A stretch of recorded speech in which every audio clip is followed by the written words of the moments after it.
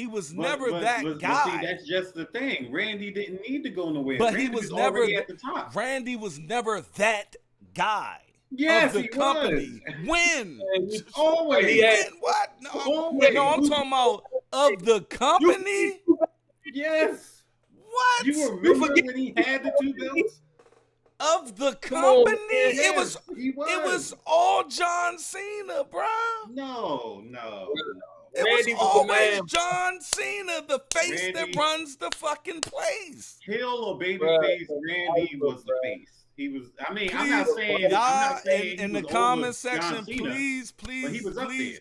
Please, y'all, in the comments, go in the comment section and tell and let us know what you think of this debate. I love this debate because Cody right now is a face of the company. Now listen, I feel like another major difference though is just dropping the ball. You know what I'm saying? I don't never feel like they dropped the ball with Randy. Like, no, I'm not arguing Randy wasn't great. What I'm saying is Cody Rhodes WrestleMania comeback to now is higher than Randy Orton ever been in the company, period.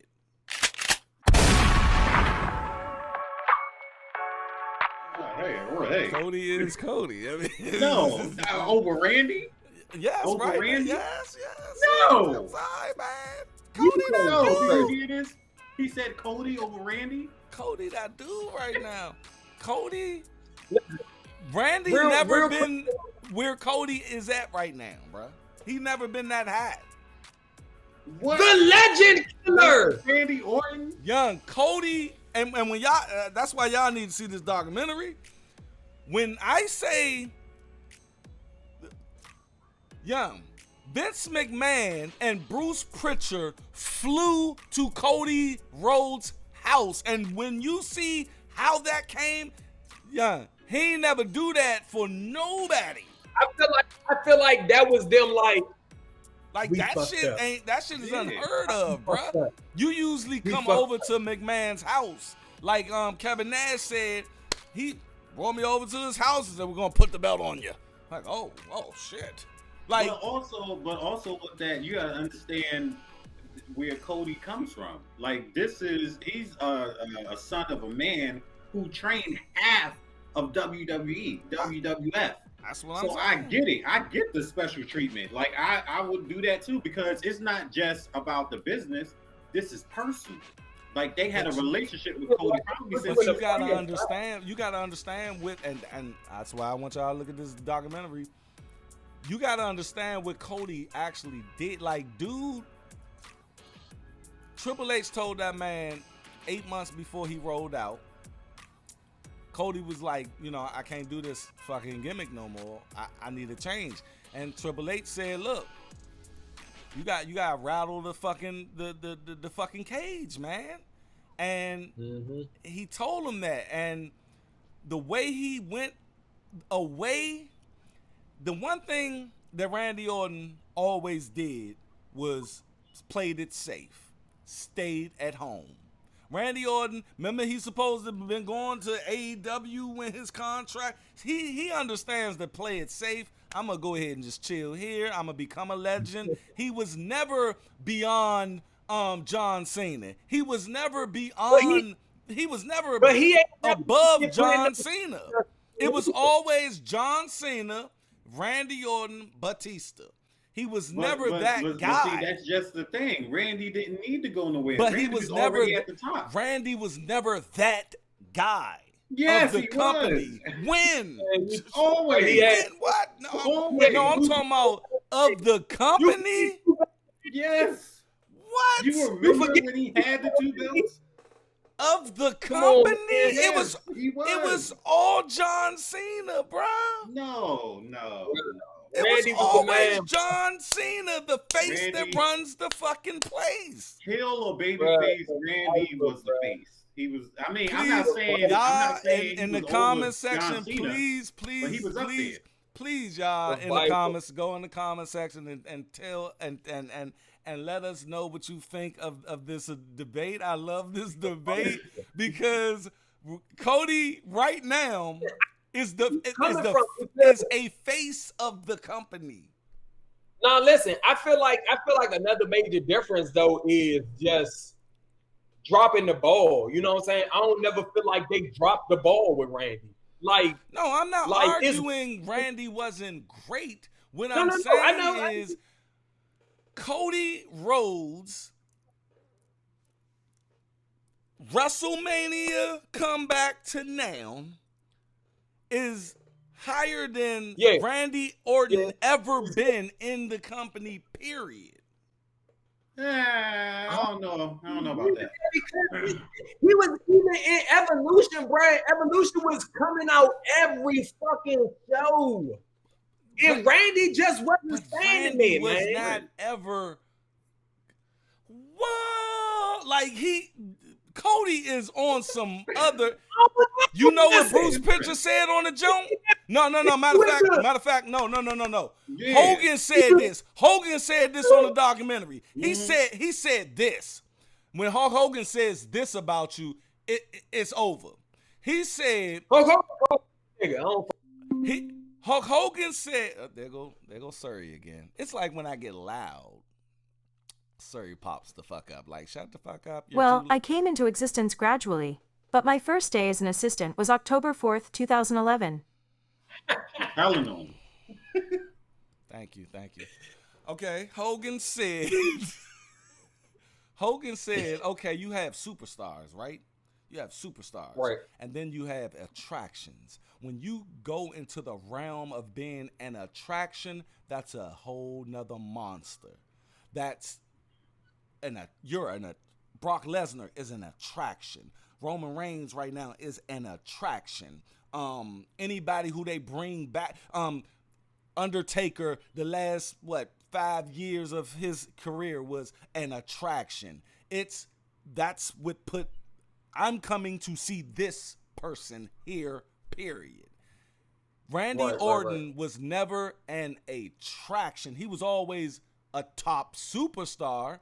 Matter of fact, John Cena never, I don't even think, got to attraction mode. If he ever was an attraction, it's like right now.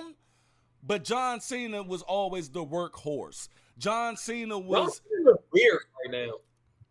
He's weird right now. Well, I say he looks kind of weird right now. I mean, he's getting old. Huh? That motherfucker got a movie with Jackie Chan. Yeah, man. Look, that man is on his way to be. I gotta watch that shit, man. But the thing is, bro, I don't think Cody is an attraction though. I don't think he is. I don't. I mean, I'm not saying he's not good. He's a great wrestler. I just don't think I'm not going to the show to be like, oh man, I can't wait to see Cody. It don't give me Undertaker vibes. It don't give me Hulk Hogan vibes. It don't give me Andre the Giant vibes. I'm not going to go see Cody. I would like to see Cody, but if I don't see him, I'm not mad. When he pulled that jacket off and that pec looked like that, bro, that solidified that man in my books as being that dude.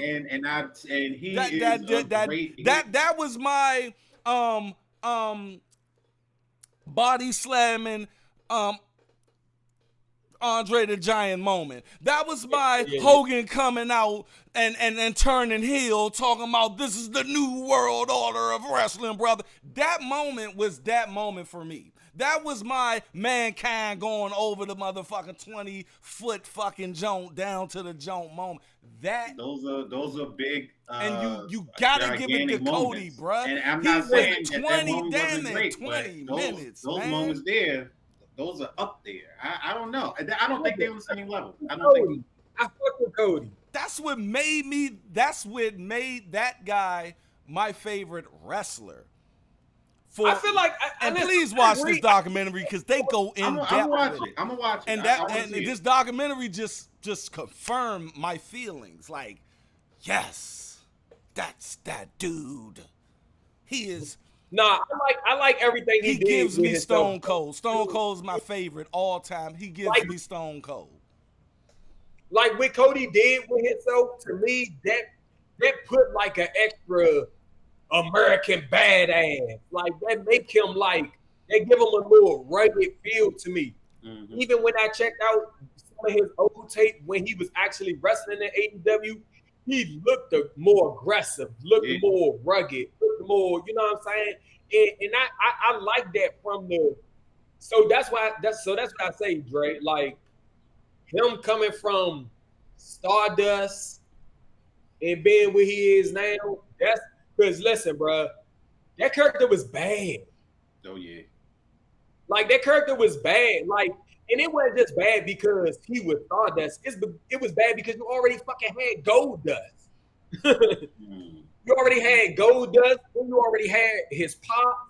It was like y'all was just trying to make 3 layers, and that shit was never gonna go. Like you made that man Stardust.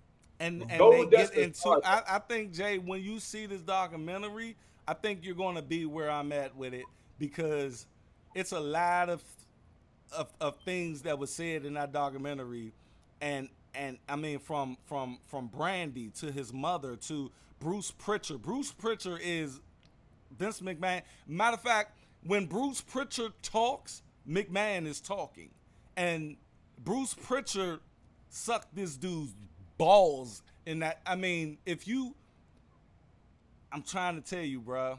Now, it's an opinion. It is an opinion, but some things are just fact. The man is on. He is that dude really right now. He could have got lost in that character, man, and then never recovered. Like, you know, bad gimmicks, and a lot of left. And the whole documentary, and I know they need to pay me because I'm promoting the shit out of this show. The whole documentary, the theme is him walking through the desert, and they got the pack, his shit torn, and he's on a journey, and he picks up the mask. He sees the Stardust boots. He sees the belt that his father never, like, he's and then when he leaves, he walks through this door, and you know, the forbidden door. Don't just leave. They was like, he left money. The man said, I'm a fucking second generation, and this is where that Aunt Randy Orton comfortability comes in at. He said, I'm a second generation wrestler, superstar. They were never going to fire me. He said all of the budget cuts, I was always going to be there. I was going to make 6 figures, and I was going to be a legend, and I was just going to be there. And he said, I left that shit. And Bruce Pritchard said he left a lot of money. They pay these dudes just to sit in catering, bro, because that's what it is. But he left that shit. His wife said, let's go. His mother said, no, what the fuck is you doing? Like, no, like. It's the family business. And the way, young, when you do that, bro, I think that's masculinity to me, where you go out to the unknown. No, I respect, listen, that made me, because when Cody was coming back, bro. When Cody came back and shit, I didn't give 2 shits about Cody Rhodes before AEW. I didn't care about Cody Rhodes. Even on the indies. I heard he had this list. That's Cody Rhodes. That's Stardust. But when he did create, he got a billionaire. He got a billionaire to invest in something that made a whole fucking company be competition, and then go back to the place. No, listen. See, Randy, he's a legend killer. Look, Randy is Biggie like they Smalls. had the same. Randy is Biggie Smalls. Biggie was a great rapper, but that's all he did. Cody Rhodes is Tupac. Cody Rhodes is. Pac was a poet. Pac was an actor. Pac was that. Pac was every fucking thing, and it's equivalent, bruh. It's equivalent. To a whole nother realm I'm telling you, I'm not going to have the Tupac Biggie conversation. That is a whole podcast within itself. But still, Biggie, people always put Biggie up here like He did anything other than rap. Look. Listen, I'm gonna watch the fuck with documentary. that. You can't put Randy beyond a fucking RKO. I respect Rhodes' hustle. I respect him going out, getting it on his own, coming back, and then making a big boom. I respect it. But I'm gonna watch the documentary. I'm gonna give it a chance. I just don't think that watching the documentary is gonna make me think that he's better than Randy Orton. I just don't see it. I agree. I'm gonna watch that girl though. We gonna watch it. And then I really fuck with Cody. I'm cutting it. Y'all know I'm cutting this out. Y'all know I'm cutting this whole thing out to its own video. And motherfuckers gonna be in the comment section like, nah, nigga. Nah, Cody Rhodes, that nigga. But anyway. But you know what's really gonna get it? You brought Biggie and Pac in this. Because man, it's that serious. Because it's gonna be, I feel that with that I feel this debate had that caliber of intensity to it, of disagreeing. Because the Tupac Biggie debate is always gonna be who's the best. The best what though? We gotta always go to the best rapper, Biggie got it. Best artist, Tupac got it. Best personality, Tupac got it. Like I said, you can't put Randy beyond being a legend killer. Whoa. That shit was fire though. But I'm not saying it wasn't fire. But with everything that Cody Rhodes been through and then came back. I ain't gonna lie, that was a good story to me too. Come on, man. And guess who was a part of that legacy group? Cody motherfucking Rhodes. Because Randy put him on. Because Randy put him on. Right. Randy put him on. You need to thank Randy for even giving him that.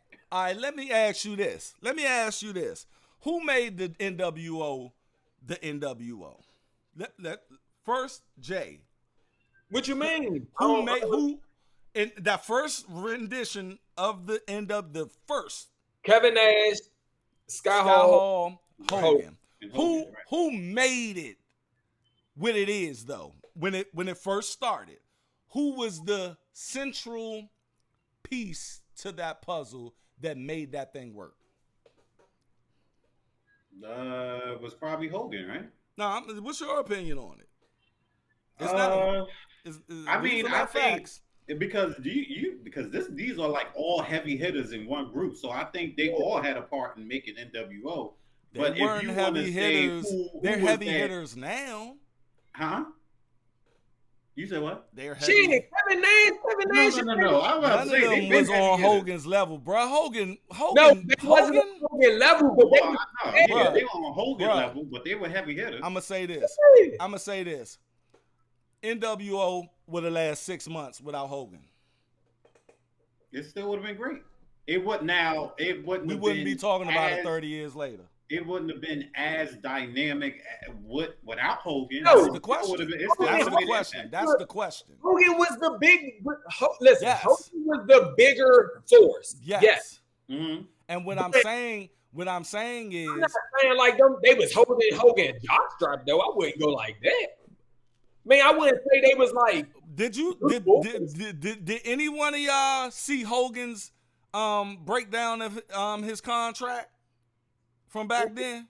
Mm-mm. Well, go do your research and look at his contract compared to Kevin Nash and Scott Hall. Matter of fact, they'll even tell you the man had some shit in there that was just unbelievable. Like on some.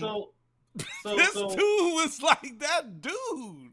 But that's Hulk Hogan. He's like. That's why I said. NWO would have lasted 6 months. It would have been the LWO. The thing is. Okay, you said it would have been the LWO. The thing is, what I'm saying is, certain things in wrestling happens because of pendulums getting moved. Randy Orton was that guy. Legacy, Evolution, Legend Killer. Let's go. RKO out of nowhere. The Viper. The Viper. Mm-hmm. I hear voices in my head. But he was never John Cena. He was He wasn't never. trying to be though. But I'm talking about being great. But he was up You there. think more people know John Cena in the world than they know Randy Orton? No. But I feel like John Cena. No. Other And you athletes as at well. this point in time, do you think more people know Randy Orton's name than Cody Rhodes right now? But the kids between ages of 10 to probably about 18. Well, if you're talking about 10 to 18, then That's no, the because demographic Cody right now. he's active right now. He's in it. But if you're talking about But people compare- like us, come on. You now. got to compare that shit. You got to compare it to when Randy Orton was at his highest. You got to understand. I still think Randy gets it. Hold up, listen. Cody is at the top of the WWE. Let's exit out Roman because he's like Jay-Z to the hip hop awards or something. Mm-hmm. Like you can't use Roman Reigns. Exclude Roman Reigns. He's the face of the company. The man gonna be on fucking the morning show tomorrow morning. It's like the man is the face of the company right now. Okay.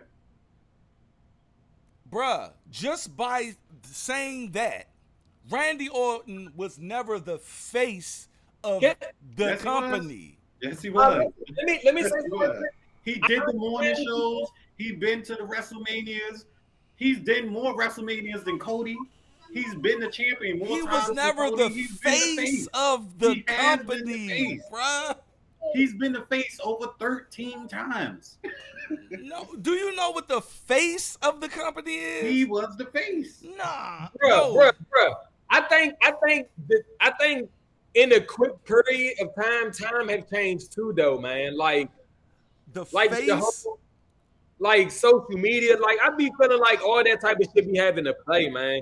I feel where you coming from though, but I still think Randy had a face of the company run, man. He was too prominent. Let's listen to what a face of a brand is.